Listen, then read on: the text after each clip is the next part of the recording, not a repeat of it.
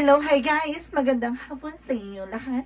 This is Jean Rodriguez, Mama Sagri Channel, a faith healer, also mata reader. So ngayong hapon, natatagan natin nagsabihin sa iyo ng ating mga gabay. So this is a weekly gabay for the month of April 10 hanggang April 16 for the sign of Taurus. So Taurus, welcome to my channel.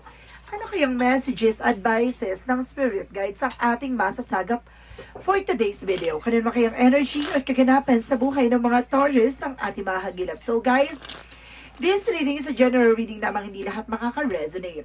Kunin lamang po makaka-relate sa inyo and comment down below kung kaninong energy ang ating nasagap. And because don't forget to like and subscribe my channel and hit the notification bell for more videos of this. Maraming salamat po sa mga walang sawang pagsuporta sa aking channel, lalo-lalo na ang hindi nag-i-skip ng ads. Naway pagpalain kayo ng Diyos at may kapal, siksik, liglig, nag-uumapaw na biyayang maanong balik sa inyo. So guys, let's see what is the messages, advices sa iyo ng ating angel spirit.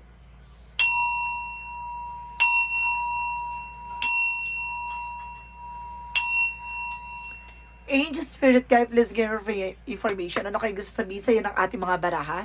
So, let's watch this. Oh my God, there's a devil energy. There's a negative energy and or something, it's either a black magic or either a temptation or a negative thoughts. No? May mga eksena dito na maaring puno ng negativity. And because there's a temperance for a perfect timing. So, this is the moment, no? And you are being supportive, no? And because you are guided, no? And because there's an Ace of Wands for a new beginning. Magkakaroon ka ng bagong simula at bagong eksena dito. And there's a Seven of Cups at maraming opportunity at maraming offer na paparating. And because there is the Star card for a wish fulfillment. May mga bagay na unti-unti nang maisa sa katuparan. May mga unti-unti nang magaganap, no? Let's see additional messages. And of course, there is the Moon card for the revelation. May mga bagay na matutupad na with the dream coming true. Ano kasi sinasabi dito, maaring malalaman mo na as soon as possible yung mga bagay na pangitain na ipapaalam sa iyo. Because there's a Four of Swords by intuition, no? Kumbaga maraming pumapasok sa panaginip or sa intuition, kailangan mo magpahinga, no? Baka maaring pagod yan. So, let's see what is the Temperance. And of course, there's the King of Swords with mental clarity. This is information na para maging wise ka na this time.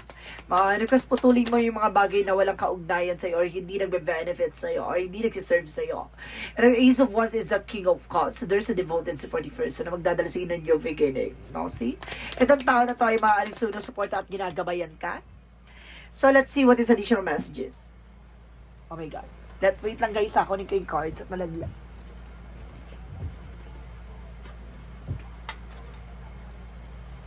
Okay. And because there is a Page of Pentacles for investment. So, ibig sabihin maraming opportunity na papasok sa'yo. Kumbaga marami kang iniisip na negosyo, trabaho, gano'n. So, let's see what is additional messages for Angel Spirit.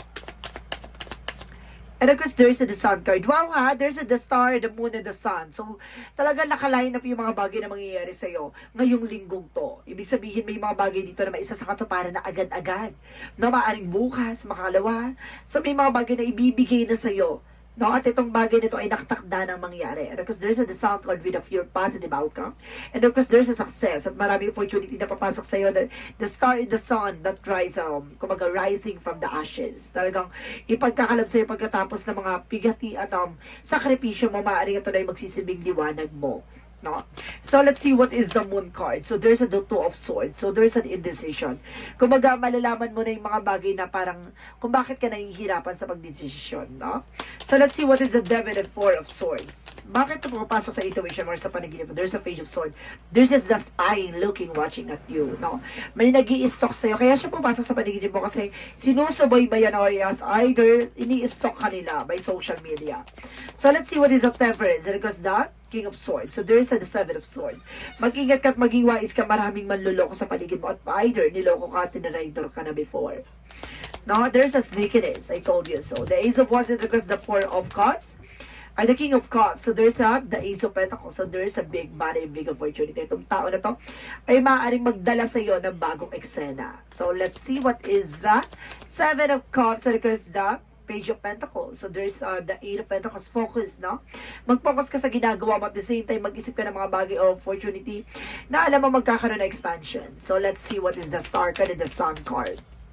At sinasabi dito with the Nine of Pentacles being security. Maging secure ka sa mga pinaghirapan mo at yung mga pangarap mo, i-secure mo yan. No? Hanggat hindi pa natutupad, wag mong i-open, wag mong i-share.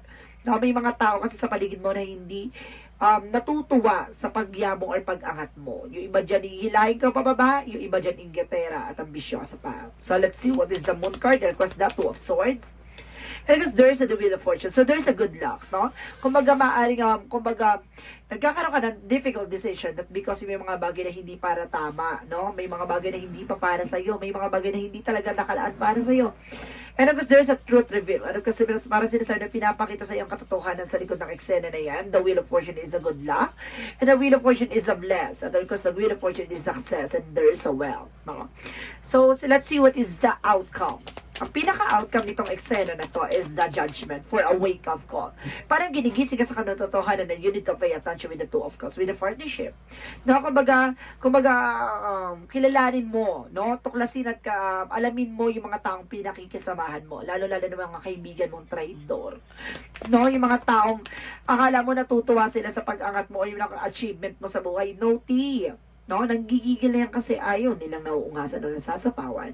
And the strength card is of confidence. No? The more na confidence ka, the more na nagsasuccess ka. At the more silang nagngingit-ngit sa galit. Ganon. So let's see additional messages about naman sa career. So there is a Nine of Pentacles for a blossoming abundance. May paglago ang iyong negosyo, anak buhay with the Eight of Wands. So there's a fast communication and fast movement. Maaaring bibilis na ang takbo about sa business mo or sa trabaho mo. So let's see additional messages about sa love life. Sa love life mo, there's a Four of Wands. So, there's a wedding, engagement, proposal, and celebration. So, talaga pagdating sa love life mo, magiging masaya ka that because of you are being twin flame, no? Soulmate. No, maaaring soulmate kayo ng person na the Two of Pentacles nagbadala sa'yo ng balance, no? Balance kayo emotional, physical, mental, and spiritual and material. So, totally, parang totally package na siya, no? So, let's see. What is additional messages about sa health? And because there is the Queen of Swords, a bigger picture, no? Kumbaga tinitignan mo kagad, or kailangan mo tignan yung possibilities. At the same time, there's an Ace of Cups for a love offer. Kumbaga nag-uuma pong pakiramdam mo ngayon ng pagmamahal. At the same time, there's the Ten of Wands. So, ibig sabihin dito, marami kang, kumbaga, responsibility or something na obligation sa sarili mo. At the same time, kumbaga, unti-unti mo nang na bibigyan ng katuparan, no? At unti-unti nan parang nagiging maligaya na ang iyong puso at isipan at ang iyong kaluluwa. So, let's see. Additional messages about naman sa magical fairy messages.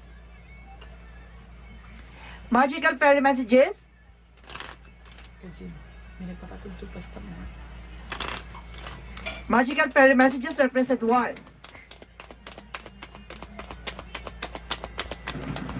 And because there's an emotional healing. So, mayroon ditong emotional healing, ha?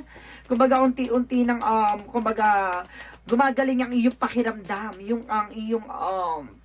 ang iyong emosyon, no? Unti-unti ng, nagiging,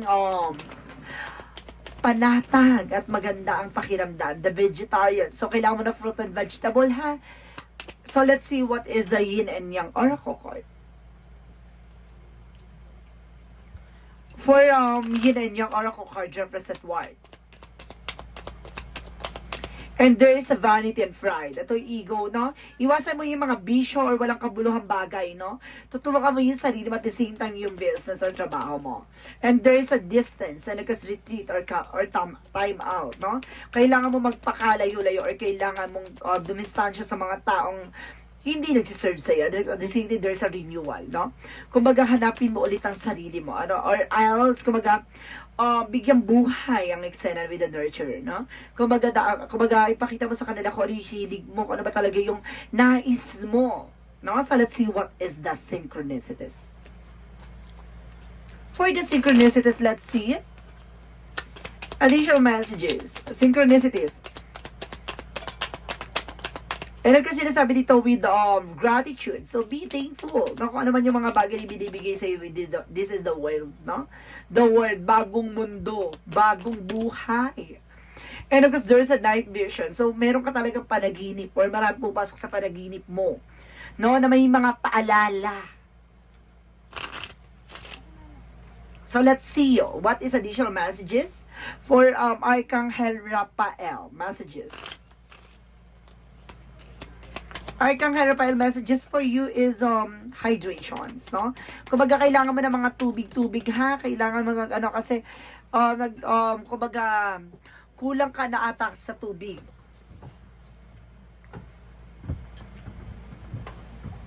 And because there's an exercise is the key. So kailangan mo rin ng exercise, no? So let's see. What is the chakra messages? And of course, guys, there's completion. Wag mong hayaan mahuli ang lahat. And of course, there's a grip. No? May mga panginaya o may mga bagay na nawawala na kumbaga, it's an opportunity to learn. No? Kumbaga, may mga bagay na inaalis sa buhay mo. And there is some impatience. No? Kailangan mo habaan ng pasensya mo dito. So, let's see what is the Monsology. And there is a new romantic cycle begin. Magsisimula ng panibagong chapter, panibagong cycle pagdating sa buhay, pag-ibig and bring love in this situation at mahalin mo na ang sitwasyon. Pahalagahan mo na yung taong nandyan para sa'yo. So let's see additional messages.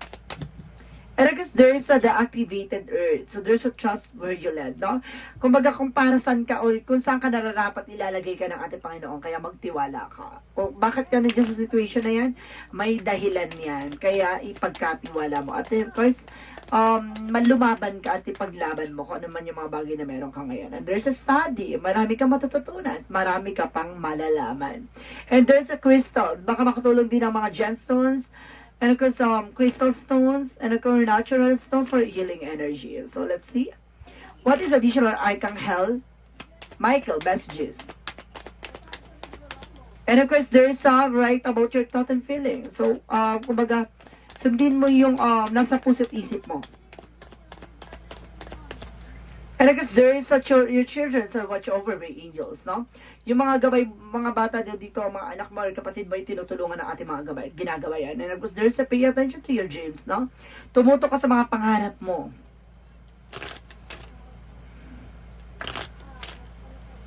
So, let's see what is additional information with angel spirit, guys. And there is an happiness, na magiging masaya ka at magiging maligaya ka dito. And there's a change, no? May mga bagay na unti-unti na mababago. And there's an empathy. So there's an, maging often ka both side of situation, no? Hindi lang tinitingnan yung isang sitwasyon. Dapat dalawang sitwasyon. Or yung mga sitwasyon na kinagagalaw. Or yung possibilities. So, yung magiging kahihinatnan. Or you look at the bigger picture, rather, no? So let's see what is additional angel spirit. And there's a survival. Now, you're being survivor. Sa lahat ng mga pinagdaanan mo, sa lahat ng mga naranasan mo, unti-unti ka nakakaalis at nakakausad. And there's a healing, no? May kagalingan. Talagang unti-unting gumagaling at unti-unting nakukuha yung mga bagay na gusto mo makuha. And there's a gift, no? Maraming regalo at marami kang matatanggap, no? Na surprises, and there's a past life, no? May mga bagay na nangyari na sa nakaraan na mangyayari ulit sa kasalukuyan. At the same time, there's a daydream, no? Kumbaga, sundin mo ang iyong imagination or intuitions na baka magdala sa iyo ng success yan. So, let's see what is the energy. The energy is the door to the value. No? May malaking finances or may malaking halaga or malaking pera na darating sa buhay mo. And there's a magician and the reflections. Kung ano yung mga bagay na ginawa mo ay babalik sa'yo. And of course, there's an appreciation. Dapat marunong ka mag-appreciate ng mga bagay-bagay. And of course, there's an indecisions. May mga bagay dito na parang nahihirapan kang magdesisyon or may mga bagay na parang nahihirapan kang sundin or gawin. And I guess there's a care and connection. Alagaan mo yung taong mahal mo at yung mga taong nagmamahal sa'yo. So let's see what is the angel's answer. Oh my God, may nahalo dito. Wait, guys. Okay, let's see what is the angel's answers. Angel's answer represent what? Get more information. Na marami kang bagay na malalaman. Marami kang bagay na matutuklasan at mauunawaan. There's a promise. So may mga pinagkasunduan, no? May mga pinangako. And of course, if you believe. Kung naniniwala ka sa mga bagay na yon, or ipinangako na ating Panginoon na magiging maganda ang buhay mo, maniwala ka. No? So let's see what is the Jesus loving quotes. The Jesus' loving quote said, "My Father gives you the true bread from the heaven." So see, binibigay daw ng ating Ama na lahat ng mga bagay na alam niya makakatulong sa iyo, tulad ng mga pagkain ihahain sa iyo. It's like an instrument, no, of your situation. No, lahat ng mga nangyayari sa buhay mo, sakripisyo, kaguluhan, failures, obstacles, and of course, sa struggles. Kumbaga, lahat ng mga bagay na yan ay planado ng ating Panginoon na hubugin ka sa karanasan para malaman mo ang kahalagahan ng mga bagay-bagay. So, let's see what is the Romance Angels. The Romance Angels represent what? Getting to know each other. Kailangan nyo kilalanin ng isa't isa, no? Kailangan mo pang mahalin at kilalanin ang iyong mahal. There's a retreat, no? It's time to disconnect from the world, no? Kailangan nyo mawala sa mundong ginagalawa nyo isa-isa sa paligid nyo, no? Kailangan nyo rin, kumbaga magkaroon ng time sa isa't isa, no? And because let's see what is the angel's number. Let's see what is the angel's number, represent what? And there is a 666, reflect. No, I told you so. Lahat ng mga bagay gagawin may magre-reflect sa'yo. There's a love, affection, compassion, kindness, attention, and self-love. And because let's see what is the meaning of this. Several unexpected developments will enter your life and impact how you feel. This is the chance to reevaluate your identity. You need a mental shift towards a greater optimism, self-assurance, and trust. Put your faith in your gut and inner voice. Pay attention to your feelings and use them to help you become a better person. See? Kumbaga may mga bagay dito na parang may mga paalala na kumbaga kailangan mo sundin ang iyong nararamdaman para maging isang mabuti or isang maging magandang halimbawa ka sa mga tao sa paligid mo or maging magtagumpay ka sa larangan na pinangahawakan mo.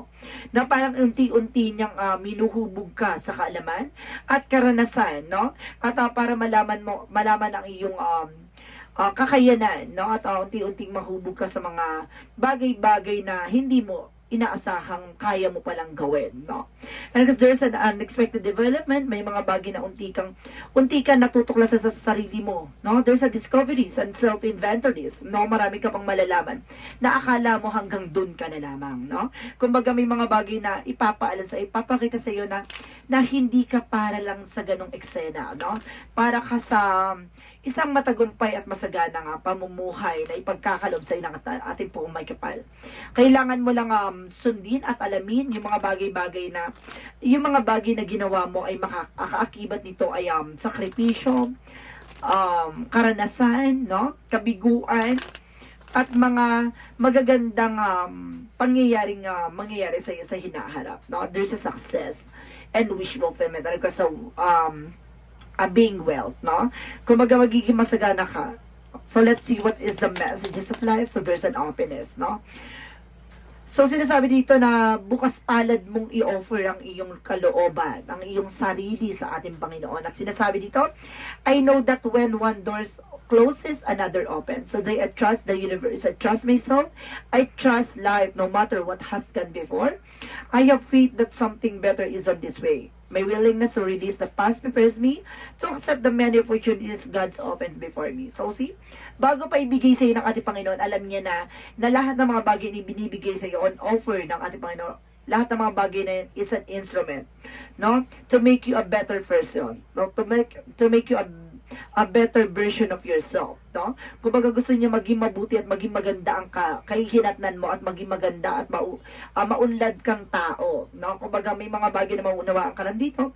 Marami kang pagdadaanan pero kailangan mong maging handa, no? Para sa magandang kinabukasan. So guys, this is a weekly gabay for the month of April 10 hanggang April 16 for the sign of Taurus. So, Taurus, maraming salamat for this wonderful reading. So, once again, this reading is a general reading lamang. Hindi lahat makaka-resonate. Kunin lamang ba makaka-relate sa inyo at comment down below kung kaninong energy ang ating nasalop. And of course, maraming salamat po sa mawalan sa mga pagpusuporta sa aking channel, lalo-lalo na yung hindi nag-skip ng ads na way. Pagpalain kayo ng Diyos at may kapal, siksik, liglig na gumapaw na biyayang manong balik sa inyo. And of course, maraming salamat and see you in the next video. Bye-bye and babush!